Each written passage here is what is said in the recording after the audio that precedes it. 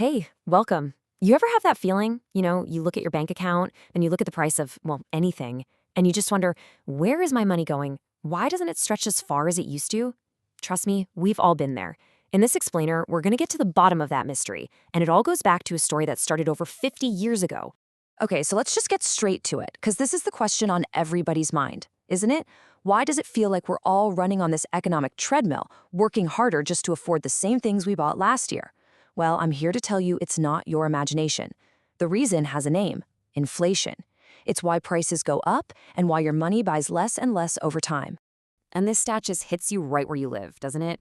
We're not talking about fancy cars or houses here. This is the everyday stuff. A pint? A nearly 30% jump in 5 years isn't just some random price hike. No, it's a symptom of a much, much bigger story about the money that's actually in our wallets. A story that explains why it feels like our savings are just melting away. To really get why your money buys less today, we've got to jump in a time machine. We need to go back to a time when money wasn't just a piece of paper or a number on a screen. It was a promise of something real, something solid, gold. So picture this. World War II is finally over, and the world's leaders get together in a place called Bretton Woods, New Hampshire.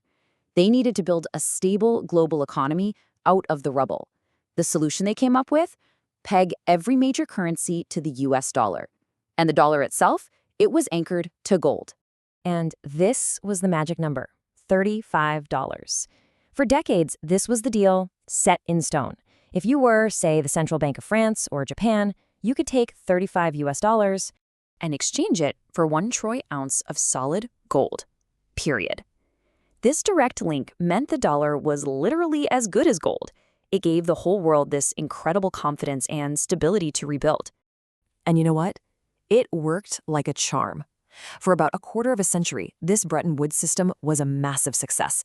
It helped rebuild Europe and Japan after the war and kicked off this huge wave of prosperity in the US all through the 50s and 60s. But like any system, it started to show some cracks. Right, so as we head into the late 60s and early 70s, the world looks completely different. The global economy had absolutely exploded, and the very system that made it all possible was now, well, it was starting to buckle under the pressure. And this chart really shows you the heart of the problem. The whole world wanted and needed dollars to trade, so the US printed tons of them. Just look at that huge bar of dollars out in the world compared to that tiny little bar of gold sitting in US vaults. The number of promises was way, way bigger than the gold used to back them up. I mean, let that sink in for a second. This statistic from Yale is just mind-blowing. The US had promised the world it could redeem its dollars for gold, but it had made 4 times as many promises as it had gold to keep. It was like writing checks your bank account can't possibly cash, and other countries were starting to notice. So you can just feel the pressure building, right? The system's own success led to this overvalued dollar, which made American stuff expensive for the rest of the world. So for the first time in almost 100 years, America was buying way more than it was selling.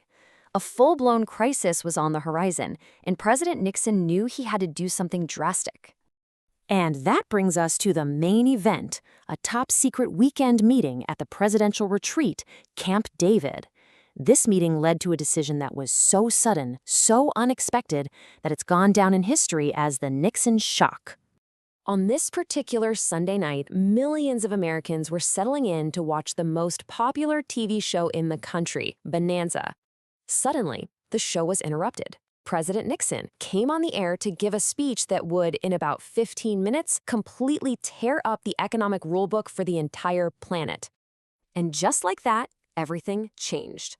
Before the speech, a dollar was a claim on a piece of gold.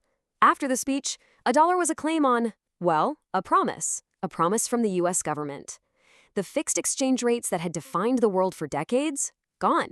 Replaced by the floating, uncertain system we live with today. The gold era was officially over. And this is the kind of money we've all been using ever since. It's called fiat money. The word fiat is Latin for let it be done. Basically, our money has value because the government says it does, and we all collectively agree to believe in that promise. It's a system that runs entirely on trust. Okay, so what does any of this history have to do with the price of your groceries today? Oh, it has everything to do with it, because breaking that link to gold is what turned on the modern money machine. Which brings us to this question. It's a question a user on Reddit asked, and it's something so many of us wonder about. If our money isn't tied to something physical and scarce like gold, what's to stop the government from just creating it out of thin air whenever they want? And the short, kind of shocking answer to that is yes, they can. Legally speaking, there is nothing stopping the Federal Reserve from creating trillions of new digital dollars with a few keystrokes. They don't have to go mine more gold, they just create it. But, and this is probably the most important but in all of modern economics, just because you can do something doesn't mean you should. Because firing up that money machine has a very real, very powerful consequence. So here's the simple version of how it works. When that new money is created, it gets injected into the economy. Suddenly, you have a lot more dollars chasing the same number of cars, the same number of houses, the same amount of everything. And when more money chases the same amount of stuff, the price of that stuff has to go up. That, right there, is inflation. This analogy is just perfect. Think of all the money in the economy as a big pot of soup. Printing more money doesn't add more carrots or potatoes, the real stuff, the goods and services. It's just like pouring more water into the pot. Yeah, the bowl is still full, but every spoonful is a little thinner, a little less satisfying. Each of your dollars becomes a little less potent. All right, let's tie this all together.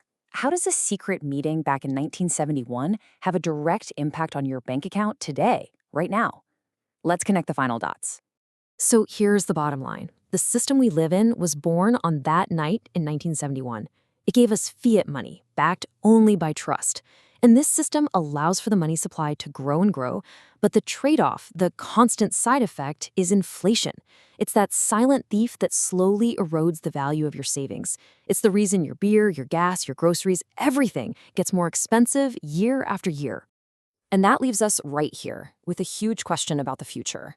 The system that Nixon created has defined all of our economic lives. But right now, governments all over the world are developing their own digital currencies. So you have to wonder, are we about to live through another shock to the system? Another moment where the very definition of money changes overnight? Only time will tell. Thanks for tuning in.